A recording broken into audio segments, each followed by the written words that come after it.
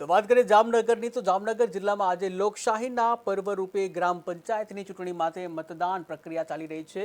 187 ગ્રામ પંચાયતો માટે મતદારો સવારથી જ ઉત્સાહપૂર્વક મતદાન મથક ઉપર પહોંચી રહ્યા છે। ત્યારે બૂથ ઉપર લાંબી કતારો જોવા મળી રહી છે। વડીલોનો ઉમંગ અને યુવાનોમાં પણ ચેતનાનો માહોલ જોવા મળી રહ્યો છે। ત્યારે કુલ 4.42 લાખથી વધુ મતદારોમાંથી 2.60 લાખ પુરુષો અને 2.16 લાખ મહિલાઓ આજે મતાધિકારનો ઉપયોગ કરશે।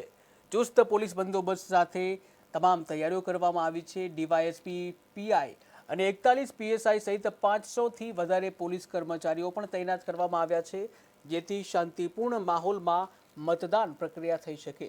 ત્યારે જિલ્લાની 60 ગ્રામ પંચાયતો સંપૂર્ણ સમરસ બની છે, જ્યારે બાકીની 187 માટે મતદાન પ્રક્રિયા શરૂ છે। 25મીને રોજ તાલુકા મથકે મતગણતરી હાથ ધરવામાં આવશે।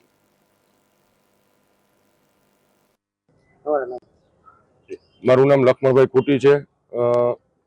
આજે ગ્રામ પંચાયતોનું જે ઇલેક્શન છે, ઘણા સમયથી જે ગ્રામ પંચાયતોના ઇલેક્શન બાકી હતા, અમુક વિલંબને કારણે હમણાં જ તાજેતરમાં જ ગુજરાત ચૂંટણી પંચ દ્વારા 8000થી વધુ ગ્રામ પંચાયતોની ચૂંટણીઓ જાહેરાત કરેલ છે।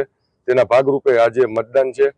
મતદાનમાં આ વખતે જામનગર જિલ્લાના જામનગર તાલુકાના અમારા નાઘેડી ગામમાં પણ સરપંચની ચૂંટણીનું ઇલેક્શન છે અને દર વખતે નાઘેડી ગામમાં ખૂબ લોકોમાં ઉત્સાહ હોય છે, ઉમંગ હોય છે અને મોટા પ્રમાણમાં મતદાન થાય તેવા લોકો જાગૃત છે। તેના ભાગરૂપે આજે પણ નાઘેડી ગામમાં હજી મતદાન ચાલુ થયું અને થોડોક જ સમય થયો છે, 1 થી 1.5 કલાક જેવો, પણ લોકોમાં ખૂબ ઉત્સાહ જોવા મળી રહ્યો છે।